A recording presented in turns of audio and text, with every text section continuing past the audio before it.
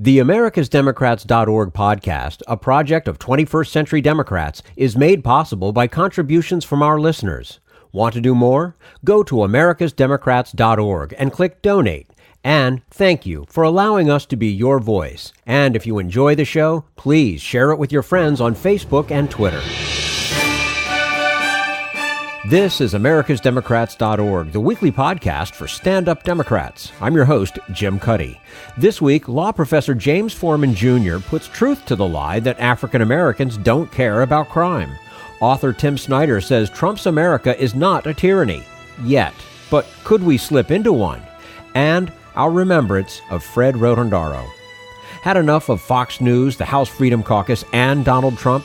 If you want the facts that you won't get from them or from the fake news sites of the alt-right, then stay tuned. Our sponsor, 21st Century Democrats, works hard to get everyday Democrats involved in returning our party to its roots and to success at the ballot box. Sit back and listen, then stand up and fight. And follow 21st Century Democrats on Facebook for all the latest progressive news. We're glad you can join us. James Forman Jr. is a law professor at Yale, a former public defender, and the author of Locking Up Our Own, Crime and Punishment in Black America. Last July, he spoke with us about how America's aggressive war on crime drew support from many African American leaders, with devastating consequences. And we say hello to James Forman Jr., professor at Yale Law School, former Supreme Court clerk, and a public defender in Washington, D.C. He's also the author of a new book, Locking Up Our Own, Crime and Punishment in Black America. James Forman Jr., thank you so much for joining us today on AmericasDemocrats.org. Thank you for having me. It's certainly our pleasure. And, much, of course, has been written about police violence against African Americans and about the Black Lives Matter movement. But your book goes deeper than the headlines. Why did you write it?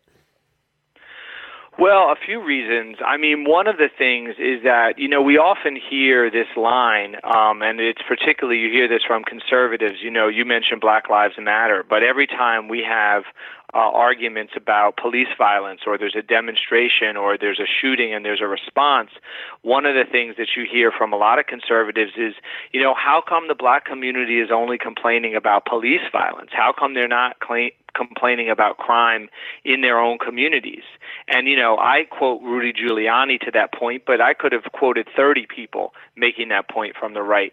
And I think this book, in a lot of ways, is a 239-page rebuttal to that claim, because what you see is from the 1970s onward, when this first generation of African-American elected officials, police chiefs, prosecutors, judges, probation officers came into power and authority, you see a community that's consumed with fighting crime, right? That's absolutely committed to stopping addiction in its tracks, to rooting criminals out, root and branch. Now, in many ways, I think we chose the wrong approaches, right? And one of the big arguments of the book is that the tragedy here is that a lot of African-American leaders ended up going along, some willingly, some less so, but ended up going along with the tough on crime agenda over the last 40 or 50 years. And so that's a problem that I point to. But this idea that black people don't care about crime in their communities is just a lie, and it needs to be called out for that. Mm-hmm. How does your own background, as the son of a civil rights leader, James Forman Sr., as a Supreme Court clerk, and as a public defender in Washington, D.C., how does that inform your views? Well, very much so. I mean, that's what brought me to the job. So I became a public defender in the mid-1990s. This was before the term mass incarceration existed, but we did already know that 1 in 3 young black men was under criminal justice supervision. We already knew that the United States had become the world's largest jailer. We passed Russia and South Africa to become the world's largest jailer in the early 1990s. And I looked out at that world, and then I thought about my own background. My parents, my dad's African-American, my mom is white. They met in the civil rights movement. They fought together in the civil rights movement. They met and became a couple at a time when marriages like theirs were banned in many states in this country. And when I looked at the opportunities that had been created for my generation, for people like me, as you said, clerking on the Supreme Court, now as a public defender, I could also see that those opportunities hadn't been presented for the community as a whole, right? A lot of the kids that I grew up with in Atlanta, I lived in a working class neighborhood. A lot of kids I knew from high school had ended up getting caught up in the criminal justice system at some point in their lives. So I felt like, for me, the criminal justice system was the civil rights issue of my generation. And so that's why I chose to kind of plant my flag there and join the D.C. Public Defender Service.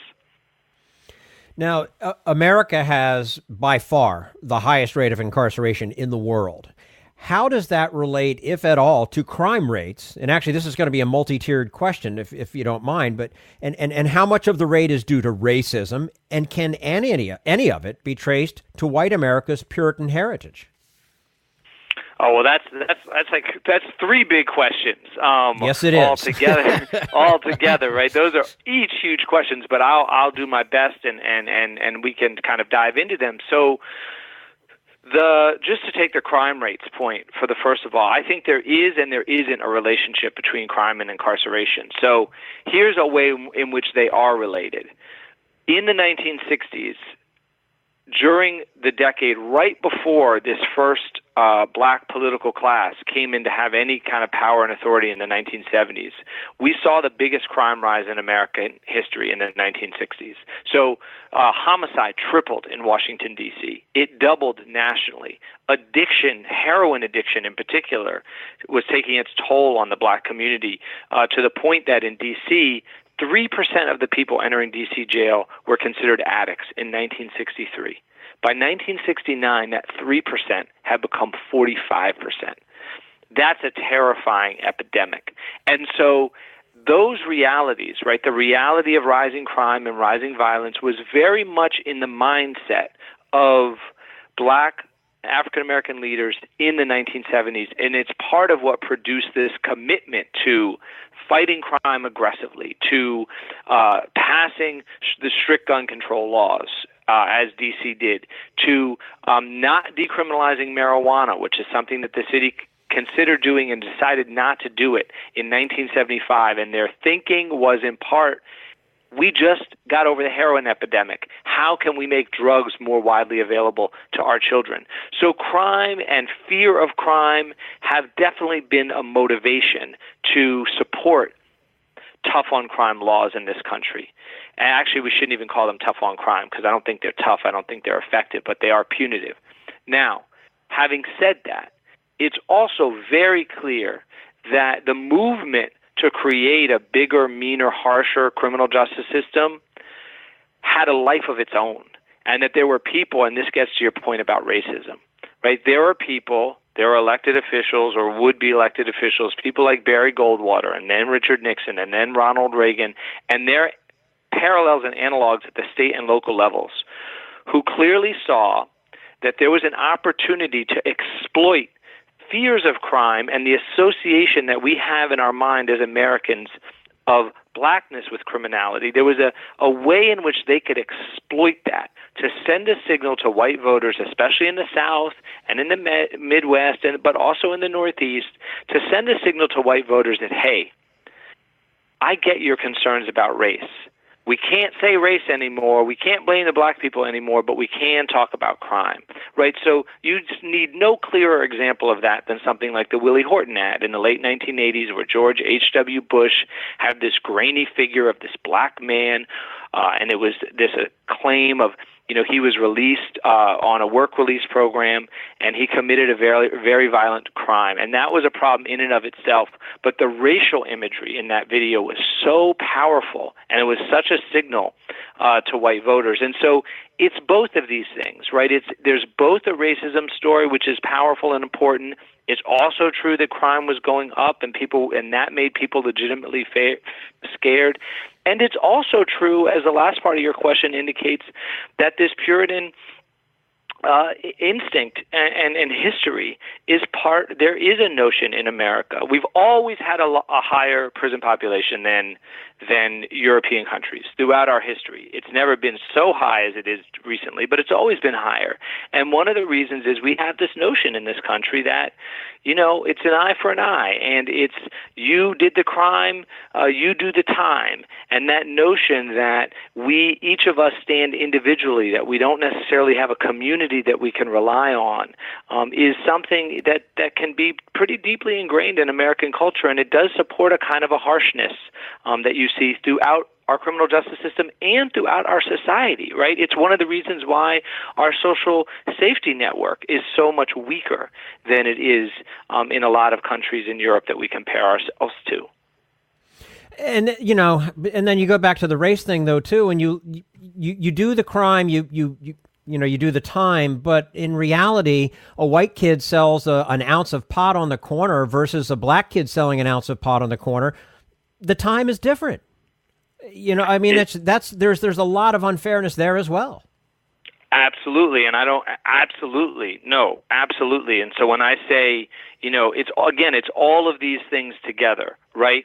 So you do the time, you do the crime is something you hear a lot in this country, and you see it sometimes applied, to white kids as well. There's plenty of white people in this country that are serving long prison sentences, right? And there's and the one thing that we know about them, I spent a lot of time in prisons. I meet a lot of white people in prisons. And the one thing we know about them is they almost all were poor when they grew up. They almost all went to bad schools, and they almost all had parents who either were addicted to drugs or in other ways were not fully fit to raise them. These are things that we see across our society. So let's be clear about that. At the same time, you are absolutely right. In Washington, D.C., again, which is the city that I write most about in my book, black people, before D.C. passed decriminalization in 2014, black people were 8 times more likely to be arrested for heroin possession than white people. Now, every statistical survey that has ever been done on drug use shows that it is equally distributed throughout society. White kids, and this is common sense, we all know this, your listeners know this, white kids use marijuana as much as black kids, and not just kids, adults as well. Asian, Latino, there's no distinctions based on race and whether you use marijuana. So how do you explain an 8-to-1 disparity in arrests? The way you explain it is exactly what you just suggested, is that black communities are much more aggressively and heavily policed. And that aggressive and heavily policing has continued even after crime has gone down. So it was initially justified in response to heroin, which we talked about, and crack in the 1980s. But that style of policing and that mentality that takes over police forces, that it goes on even when the initial crisis that gave rise to it has abated. We're speaking with James Forman Jr., professor at Yale Law School, author of a new book, Locking Up Our Own, Crime and Punishment in Black America. James, you worked as a public defender in a majority black city where the criminals, the police, the prosecutors, the judges, and the juries were mostly African American. Yet you write in some ways it was no different than anywhere else in terms of the public's demand for a war on crime. How do you explain that? Well, that is really, for me, is the heart of the book, right? And it's the heart of the struggle that my colleagues and I at the Public Defender's Office faced when we would talk about this issue. I mean, one of the cases that I write about in the book is a young man by the name of Brandon. He was a teenager. He was charged with possession of a gun. He pled guilty to possession of a gun, possession of about $15, $20 worth of marijuana. And I was asking him to be released. His mom and grandmother were there in court. I had a letter from his football coach, another letter from his teacher. It was his first arrest. And Brandon's African American, as were almost all of my clients. And the prosecutor in this case, she was also African American. She was asking him to go to Oak Hill, which is D.C.'s juvenile prison, a really kind of horrible and dangerous place that has since been closed down but was open then. And everybody knew how bad it was. And then the judge that had to make the decision, Judge Curtis Walker, I changed the names of some of the key figures for their privacy, but Judge Walker, he looked down at Brandon, and then he's got an African-American lawyer representing him, asking him to get out, a black prosecutor asking him to be locked up, and the judge, African-American, looks into Brandon and says, "Son, Mr. Foreman has been telling me that you've had a tough life, that you deserve a second chance. Well, let me tell you about tough, son. Let me tell you about Jim Crow segregation. See, the judge knew that time period, and so he begins to lecture Brandon about what it was like to live then. And then he says, so people marched, fought, and died for you to be free. Dr. King died for you to be free. And I tell you this, he didn't die for you to be running and gunning and thugging and carrying on and embarrassing your family and harming your community. No, he did not. So I hope Mr. Forman is right. I hope you turn it around. But right now, actions have consequences, and your consequence is Oak Hill. And he locked him up. And from that day onward, and I had other cases like that. It's not unusual in D.C. to be in a majority black courtroom. It's not unusual at all. And the city council that passed the drug and the gun laws that Brandon was sentenced under was a majority black council. The maximum sentence you can get in Washington, D.C. for selling any amount of a hard drug, not marijuana, but heroin or cocaine, is 30 years.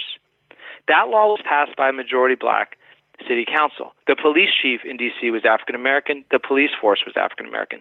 So I knew in my mind from that time on that somebody needed to tell this story, right, to go alongside these important accounts that we already have. And you and I have been talking about the role of racism in our criminal justice system, right? And books like Just Mercy by Brian Stevenson and Between the World and Me by Coates and New Jim Crow by Alexander. I mean, these books have really beautifully and brilliantly kind of laid out that story. And then I felt like, okay, wait, but there's another part of the story. Somebody has to explain the mentality of that judge. Right? What was he thinking when he was doing that? Because he wasn't racist, at least not in the traditional sense. And so I wanted to explore that. And you asked, so why? And part of the story I mentioned is that rising crime, right? And feeling like you have to protect the community. And then part of the story for this judge, I think, is he viewed himself as the civil rights figure in the story. Remember, I took the job because I was the descendants of civil rights workers. But notice what the judge did. He flipped that history on me. He invoked Martin Luther King to do the opposite of what I was there asking for him to do. So you have this group of leaders that sees protection of the community as a civil rights issue, as a civil rights concern. Because remember, black victims of crime historically didn't get their crimes against them didn't get investigated. Black communities for centuries in this country were under-policed and under-protected. So people like this judge imagine themselves remedying that history. So, and then, of course, part of it is class, right? We talk a lot about race, but class is also important to add to the conversation because the judge was from a different background. All of us professionals in the courtroom, we were from a different economic circumstances than was Brandon and his family. We lived in different neighborhoods. We were all black, but that doesn't mean everybody's the same. Mm-hmm. So that's a piece of the story as well. Mm. Now, along those same lines, do you get the feeling that the Clinton administration's support for mandatory minimum prison terms and Hillary Clinton's description of predatory offenders, do you get a sense that's a factor in her loss last November? It's so hard always to predict, right, what, especially in that election of all elections, it's so hard to know what, caused losses. But I think it had to have some effect. I think that it was some of what made black voters maybe, sour on Hillary Clinton a little bit. And again, I'm not a statistician. I'm not Nate Silver. I consume that literature, but I don't produce it. But I have the sense that there was some depressed turnout in some communities, and I think that some of it did have to do with both her initial comments, but also I don't know that there was ever quite the fully coming to terms with or reckoning or kind of an apology that was sufficiently robust. And I don't really blame Secretary Clinton for that. I mean, I think it's almost the nature of politicians. They don't like to say, I really, really blew it. Yeah. I'm really sorry. But I so much wanted her to hear her say in a really kind of deep and authentic way, yeah, I said that. And those were terrible times. Crime was incredibly high, and racism is powerful in America. And it affected all of us, even me. And I said things about black young people that nobody should say about any child. And I'm sorry. right? That's the kind of full-throated, introspective apology that I want. But I want that, I want that in general from politicians, and I just don't think, they're built that way. That's why I'm not a politician. Well, I would say something like that, and then probably it would be used against me on a TV ad. Well, right, there is that, but I think all of us would expect that from any other human being, with whatever the circumstances are. If you've done or said something that needs to be apologized for, then you should do it. That's But as you say, it's a politician's life, and perhaps things are looked at a little bit differently in their world. Since crime and punishment are almost entirely local issues, shouldn't the emphasis for reform be on city councils and state legislators? I am so glad that you asked that question, because in my mind, as we, are here today having this conversation, there is no more important issue. So Jeff Sessions, of course, and Donald Trump get this extraordinary amount of attention. I don't know what your Twitter feed or Facebook page are like, but, I am constantly bombarded with the latest outrage, especially from Jeff Sessions. And it is outrageous what he's doing. But here's the thing that I think we have to focus on as progressives. 88%, remember that number, 88% of prisoners in this country are in state, county, and local facilities. 12% are in the federal facilities that Jeff Sessions' prosecutors can either fill up or not, right? So the federal government is a relatively small player in our criminal justice system. They have some ability to influence funding and other things, no question about that. But the big fight here is state, county, and local. So what I'm always talking to my friends about, talking to my students about is, if you care about things like the school-to-prison pipeline, right, where kids are suspended or expelled for minor violations, right, that then leads a road to the prison system later. If you want to change that, run for school board. Because it's the school boards, not Jeff Sessions, that determine whether your city has zero tolerance policies or not. If you want to defeat the war on drugs, the place to fight that is in the state house. That's where the drug laws are all passed, are in the state capitals around this country. And if you really want to have an influence on whether people that are charged with crimes are given second chances, are given the opportunity for redemption, or are just thrown away forever, then we need to be focused on our local prosecutors' races. The local prosecutor is the most powerful person in the criminal justice system.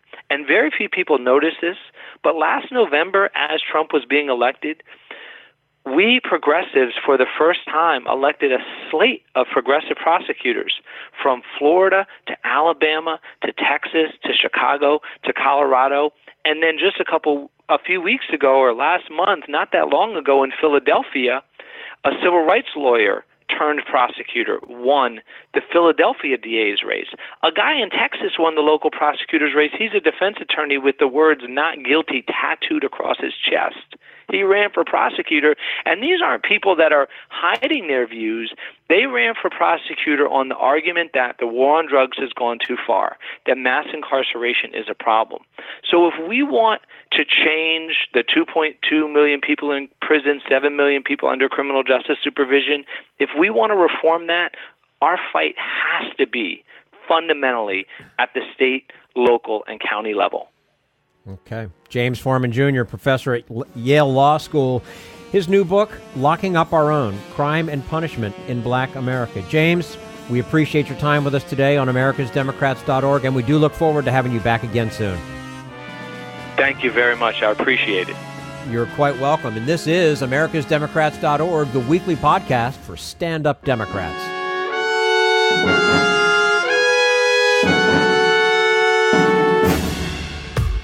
We want you to sit back and listen to this americasdemocrats.org podcast, a project of 21st Century Democrats. But we need you to stand up and fight. Do you want to get involved and help get our party back to its roots and to success at the ballot box? You can make your contribution to help us keep this show going and to elect Democrats who will stand up for democratic principles. Go to americasdemocrats.org and click on Donate at the top of the page. This Social Security measure. I believe that we must pass legislation to provide medical care.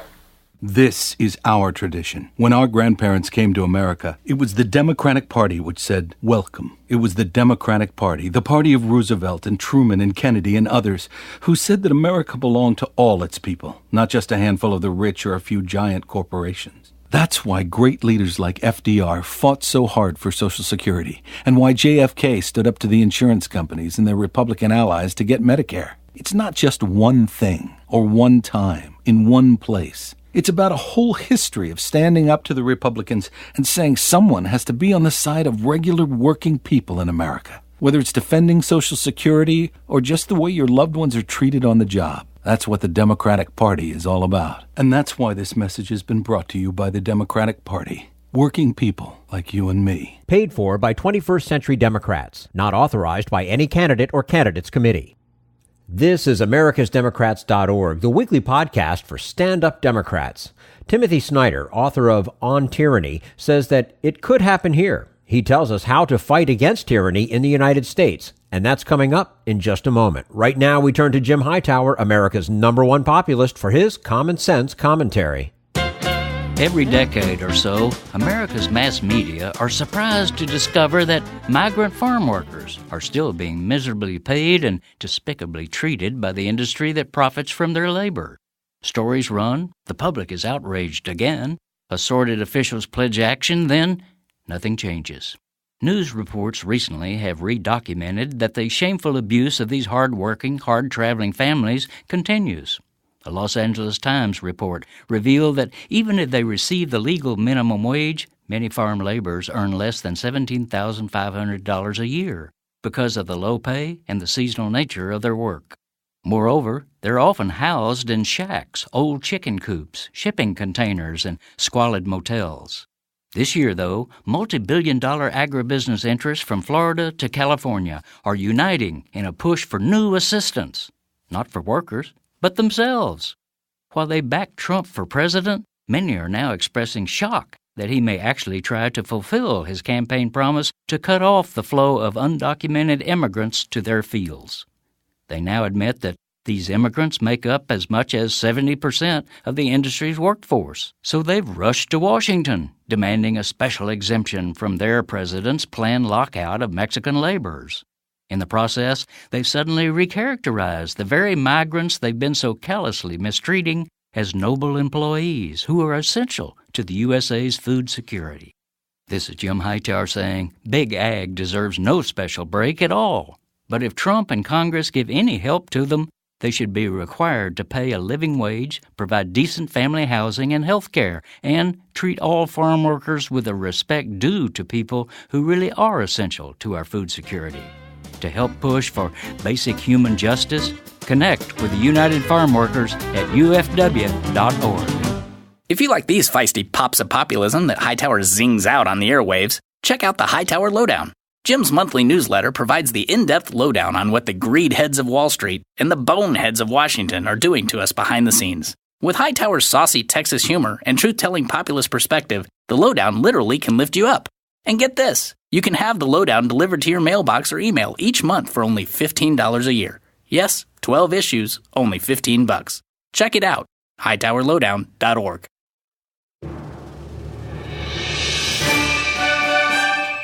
This is americasdemocrats.org, the weekly podcast for stand-up Democrats. Yale historian Timothy Snyder has spent decades studying the rise of fascism and authoritarianism in Europe, and is the author of On Tyranny, 20 Lessons from the 20th Century. In an interview last July, he called on us to learn from that horrific past if we want to avoid repeating it. And we say hello to Timothy Snyder, professor of history at Yale University and a permanent fellow at the Institute for Human Sciences in Vienna. His latest book, which is a bestseller, On Tyranny, 20 Lessons from the 20th Century. Tim Snyder, thank you very much for joining us today on americasdemocrats.org. Very glad to talk to you. And nice to have you with us as well. Your book is short but very powerful, offering 20 lessons from recent world history on how to resist the authoritarian regime the American people elected last November. Is the Trump administration yet a tyranny? The point is that we're in a moment where we can still do something. So I write the book as someone who spends most of his mental life in darker places where democracies and republics fall. I mean, I write the book as someone who has seen, at least historically, the worst of how people can behave. And so my political imagination is maybe a little bit broader than that of the average American citizen, because after all, if it did happen, that means it can happen. And Germans in the 30s or East Europeans in the 40s during communist transitions are really not so terribly different from us, and the ways that they're different are not always to our favor, honestly. So when I was thinking of the book, I was thinking, what can we do to bring the wisdom of people who've experienced more than we have to us at a critical moment? Why is it a critical moment? Well, our institutions have their problems. There's too much money in politics. There's the undemocratic parts of our system, the gerrymandering, the electoral college are precisely the parts of the system which gave us the peculiar outcome we got in 2016. And we elected a person with no experience in public office, and in particular, a person who seems to have no restraints about using some of the more disgusting tactics of the far right in the past, and perhaps above all, a person who doesn't have a sense of the rule of law. And given that Mr. Trump is not likely to change, what can change is the system. Mr. Trump is going to bounce up against the constraints of the system constantly so long as he is in office. And so the question is, can the system be maintained?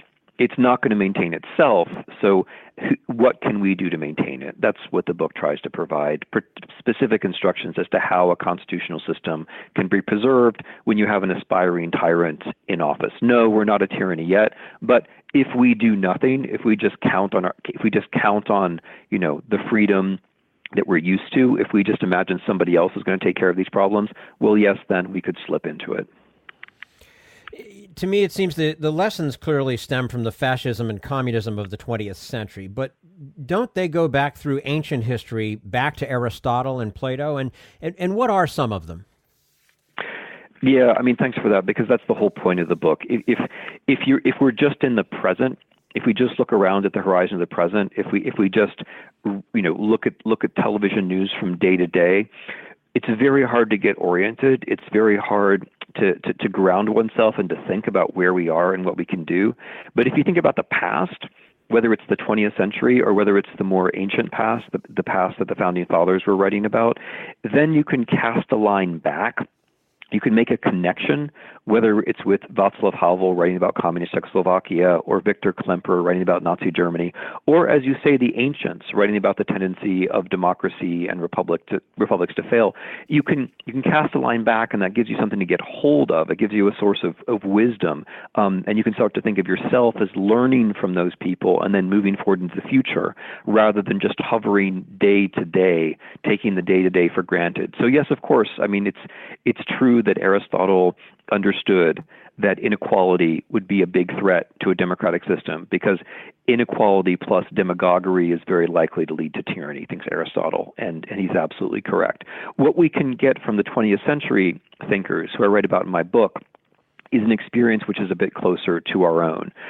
After all, things have changed, and the people writing about Germany in the 30s or Czechoslovakia in the 70s are closer to us, indeed much so close to us that it's almost uncomfortable. Some of the things that they write about their own experiences can seem uncanny as we read them in 2017.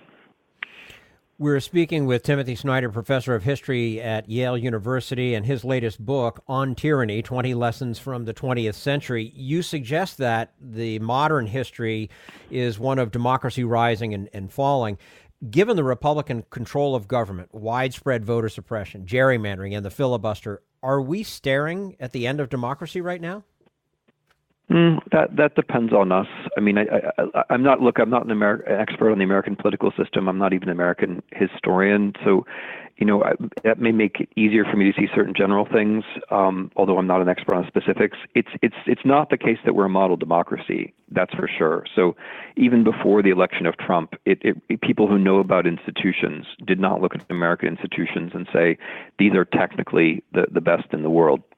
the asset we have is the long-standing and sometimes a little bit too subconscious attachment to the Constitution and therefore to the rule of law. But as far as being a democracy goes, the legal inflow of unlimited money into politics is seen around the world as an obvious problem. The private financing of campaigns is seen around the world as an obvious problem.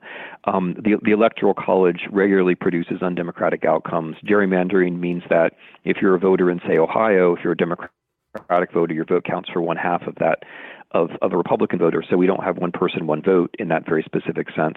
So democracy, is an American aspiration. It's something that I think American citizens ought to believe and ought to be striving for, but therefore have to be conscious that we haven't arrived there yet, and that and that we can slide either way.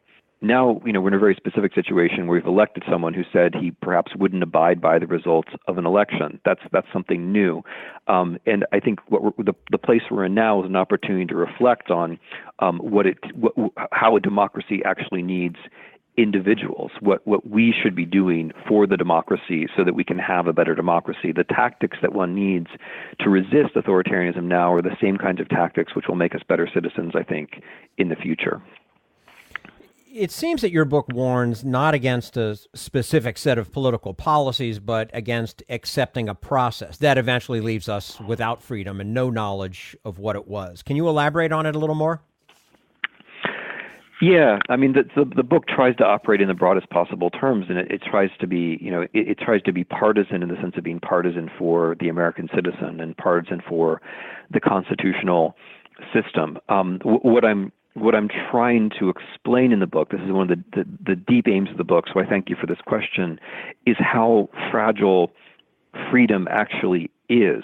I worry a bit about how much we talk about freedom, because sometimes when you talk about something a lot, it's a sign that that thing is slipping away. Or sometimes when you repeat a word, it's because you've lost track of what that word actually means.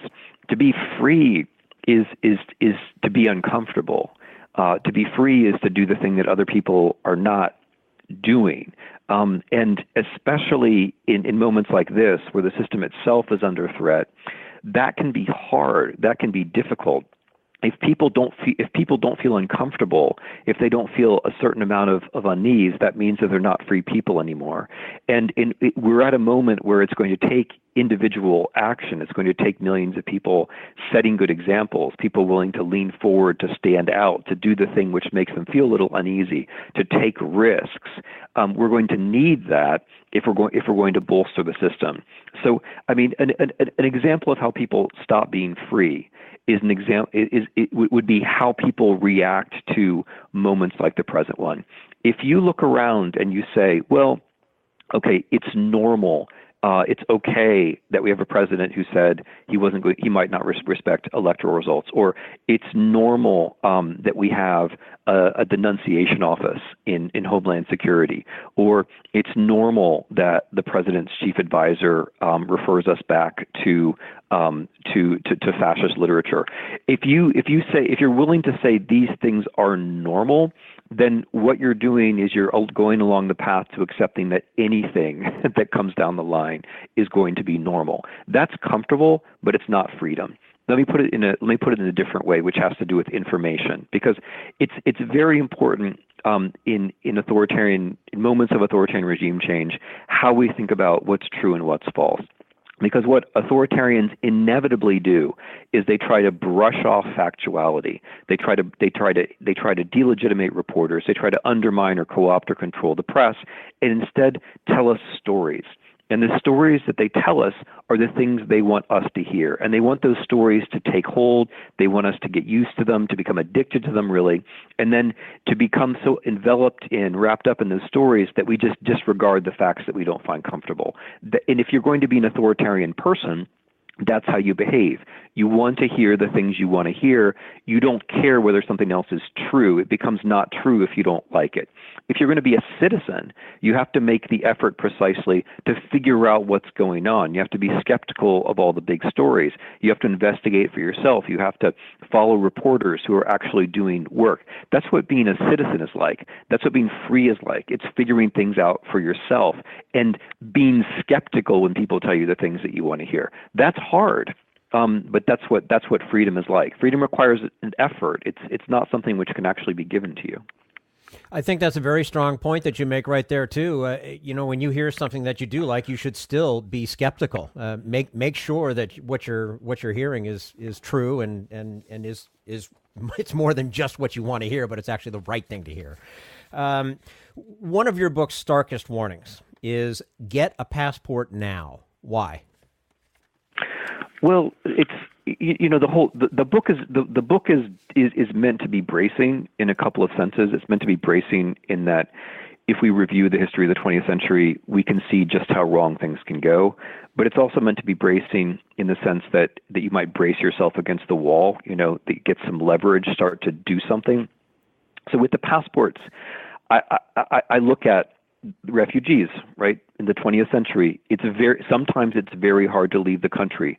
If you haven't bothered to equip yourself with a passport, you're not going to be able to. That's the dark part. But there are less dark parts. So, for example, let's say you're seriously thinking about becoming a political activist in the United States. You should get a passport first, because this means that you're going to feel freer. You're never going to be trapped. But it also means that if you want to go to Canada or France or Germany or Poland or Ukraine or some other place and learn from other people, you can do it. So I know a lot of people who are democratic political activists all over the world, and they all have passports.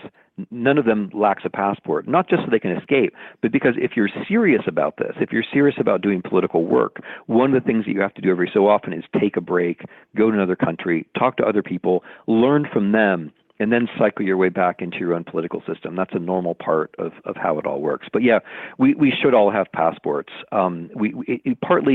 Just even more simply, let's say you're not a political activist, you're just a citizen. It will really help to go to Canada just for a week and listen to what folks are saying about the U.S. or go to France for a week and just listen to what folks are saying about the U.S. Not because you have to agree, but because every so often it's important to get yourself out of the normal informational environment, what's normal for you, and just put yourself somewhere else and listen for a bit. Without a passport, that's hard. Mm-hmm. What else can the average person with no particular influence in society do to survive? Well, happily, it's not about survival yet. I'm going to take that word seriously because there are thresholds in all of this, and we are still at the moment where the risks that people take are relatively small, or at least the risks that citizens take are relatively small. Non-citizens in this country are unfortunately now at much greater risk than they have been and should be. There are thresholds. So, when protest becomes illegal, that's a threshold a lot of people won't cross. When it becomes potentially lethal, that's a threshold that a lot of people won't cross, but we're not there yet. And from my point of view, the whole point is to act now so that we don't cross those thresholds, to learn the right forms of political action to keep us in a rule of law society. And the point is that everybody can do something. We can do much more than we think. Ironically, it's in moments like this that the average person has a tremendous amount of power. And it's ironic because we have more power in a way now than we do in a secure democracy, because what we can do now is we can prevent the system from actually changing into something else. But to understand the kind of power we have to recognize that how we don't give consent. We don't give consent by saying this is not normal. If you can say this is not normal, and ask yourself the question, what am I going to do that is not normal? You've already done the hardest thing. That seems easy, but it's not. Drifting is easy. Saying, this is not normal. This goes against my values. That's hard. But once you've done that, there are a whole lot of things you can do that follow. Lessons 2 through 19 in the book, which most people can do most of the time. And they can be things like picking an institution that you know something about, whether it's a newspaper or a trade union, and supporting it. They can be things like making small talk with your neighbors, which helps them feel more secure, but also makes sure that we don't become too polarized. It can be little things like subscribing to a newspaper, therefore supporting the investigations, which are basically the source of everything that we know about this administration. They can be little things like taking part in groups that paint over swastikas. There are all kinds of little things that we can do, and the striking thing is that if we do them regularly, if we stay on ground where we feel like we know something, if we get to know new people, if we act in public, we will not only feel better about ourselves and about our republic, we will also make a difference. If people do this on the scale of millions, as Americans are already starting to do, it will actually make a difference. You may not see the difference, but the political atmosphere changes. Avenues of possible activity for authoritarians are closed off. It matters hugely. So people should do the little things because they'll find that in the short term, they feel a lot better, and in the long term, they will make a difference. Fantastic stuff. Timothy Snyder, professor of history at Yale University, his latest book, On Tyranny, 20 Lessons from the 20th Century. Tim, thank you so much for joining us today on americasdemocrats.org. We look forward to having you back again soon. My great pleasure. Thank you. You're quite welcome. And this is americasdemocrats.org, the weekly podcast for stand-up Democrats.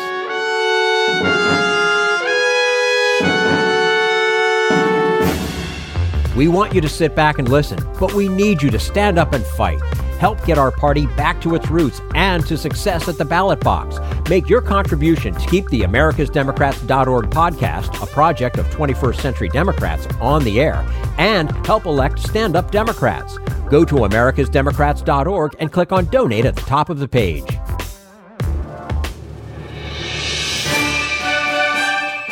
This is americasdemocrats.org, the weekly podcast for stand-up Democrats. And now we take a moment to remember our friend, Fred Rotondaro. Fred passed away in June at the age of 78. Born into a coal mining family in Pennsylvania, Fred's path led him to a Ph.D. in American Studies from NYU and a career in journalism, teaching, anti-poverty work, and civil rights advocacy. Following his retirement, he was a senior fellow at the Center for American Progress. Fred was a fierce opponent of programs and policies that promoted economic inequality, and we are grateful to have had him as a regular commentator on this podcast. And this is Fred Rotondaro in a final interview with us last April about what he really thought about President Trump. Fred, as always, thanks for joining us today on americasdemocrats.org. Thank you, Jim. Good to be here, even nice. In these circumstances. Yeah, right. And these circumstances are exactly what we're going to talk about today. So now that Donald Trump has proved beyond a doubt that he is everything we all thought he was, is there any reason at all to be optimistic? No, except that Trump's ratings keep falling. They're now 38-40%. But if Trump gets impeached, we can't forget that right-winger Mike Pence is going to be right behind him. Right-winger Paul Ryan is going to be right behind him. Right-winger Mitch McConnell, Rex Tillerson, they're going to be right there. We have a right-wing government, and it's going to be to our disadvantage if we can survive these next 2 years. I think Trump's going to be impeached. I do. Would it be better if he's not impeached, but he continues with his antics, and it ends up that everything turns in 2018? Wouldn't that be actually the better scenario? Yes, it would be the better scenario because then the Republicans would come to their senses. Republicans right now, people like Mitch McConnell, Paul Ryan, they tolerate Trump. They know that he will give them everything they want. They know that if they turn against him right now, 38-40% of Republicans and 83% in the primaries will tolerate Trump and will turn against them in the Republican primaries. So they're putting their long-lived fantasies of a no tax for the wealthy, no regulation in Trump hands, and they're basking in the glory of Trump being an anti-American. He is the most anti-American president we've ever had. Mm-hmm.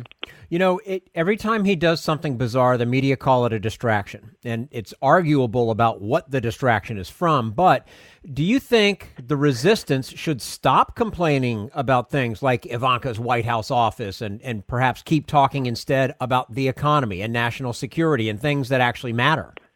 Yes, I do. Trump's most recent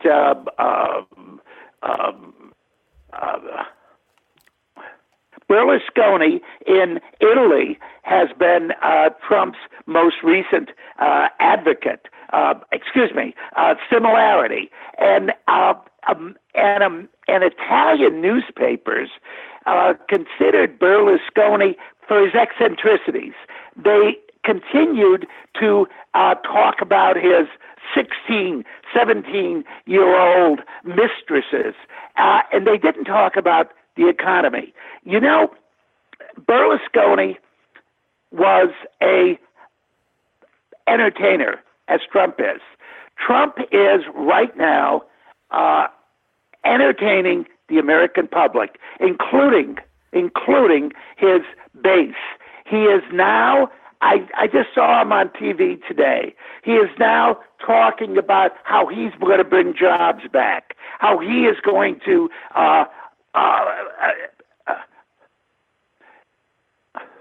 regulations, and with that, he will not let down his base, because he is constantly saying, I am going to bring jobs back. I'm going to reduce the job-killing regulations, and they won't notice. They won't notice, Jim, that no jobs are being brought back. You know, I come from the coal country, and my father was a coal miner, and I remember the last day he worked in the mines, and a flood broke through, and 12 miners drowned in that flood. Luckily, my father wasn't one of them. But coal miners have been disastrously misled through 50 years, 60 years of American coal mining history.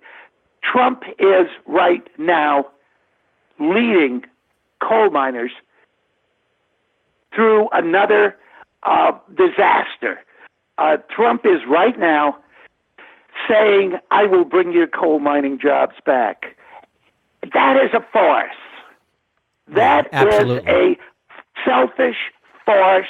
He is misleading. He is playing for dunces, coal miners, and with those at the vanguard, he is welcoming. He is playing coal miners for chumps, and he is also playing working men and women for chumps. Who do you think is Trump's biggest enemy? Democrats, the federal courts, or perhaps the Freedom Caucus? The federal courts, because the federal courts are so often in the position, whether they're Republican or Democrat, the federal courts are so often in the position of defending the law. The federal, Trump's biggest allies are the 38-40% of his core support, who will not deviate from their loyalty to Trump. They have been deceived by the Republicans. They have been abandoned by the Democrats. Trump is their last ally and their last love. and they are blind to Trump hypocrisy and mistrust, and they are blind to his what is the word? His disloyalty and his cruelty. And we're speaking with Fred Rotondaro, regular commentator here on americasdemocrats.org, of course, chair of Catholics and Alliance for the Common Good. You know, it is somewhat historically very jarring for people on the left to be demanding tough action against Russia. So what should the progressive response be to the Russian interference in our electoral process? Let the FBI play out its investigation, play for federal laws that, with the cooperation of some Republicans, and some Republicans, obviously John McCain, Lindsey Graham, their objection to Russian interference in our elections. You know what's been hypocritical in this election, in the FBI investigations, has been the reluctance of most Republicans to see what is before their eyes. There is no way that Trump and his allies, Trump establishment, can be this viciously connected with the Russians, with coincidence, and then forget to mention it. There is no way that that can happen. And yet most Republicans ignore it. Is the Trump administration in crisis, or is it too early to say that? It is in crisis. It's not too early to say. It is in crisis. The Trump administration will be in further crises when Defense Secretary Mathis or the National Security Advisor or one other respected member of the cabinet says, "This is it. I'm tired of propping up this government. I'm tired of supporting his lies. This is it." And when that occurs, if 5% or 10% of the Trump core support turns against him, then you'll see the Republican leaders, people such as Mitch McConnell, Paul Ryan, suddenly turn and say, we demand an investigation. They will go like Barry Goldwater and Hugh Scott did some 50 years ago to 40 years ago to Richard Nixon and say, for the good of the country, we demand that you resign. Mm-hmm. Has he boxed himself into utter failure by promising to fix things in Washington, by ignoring the establishment, and then purposely antagonizing the people he needs to get things done? Yeah, I think you're right, Jim. He has boxed himself in. He knows he's smart enough to know that he cannot fix the jobs for blue-collar Americans. He knows that he diverts attention to the Muslims from the 6 countries to see what they are promising, to do to the Muslims for the 6 countries. So he's exciting fear. Okay, Jim, I have a job for blue-collar America. He is not taking credit for every job, but he is damn well seeking credit for 99% of the jobs. And he's not going to get credit for all of the jobs, but he is seeking credit for 99% of them. And there's going to come a time when you don't see these blue-collar workers saying, well, give them time. You don't see these blue-collar workers say, well, give them time and we'll see. He is now he is advocating a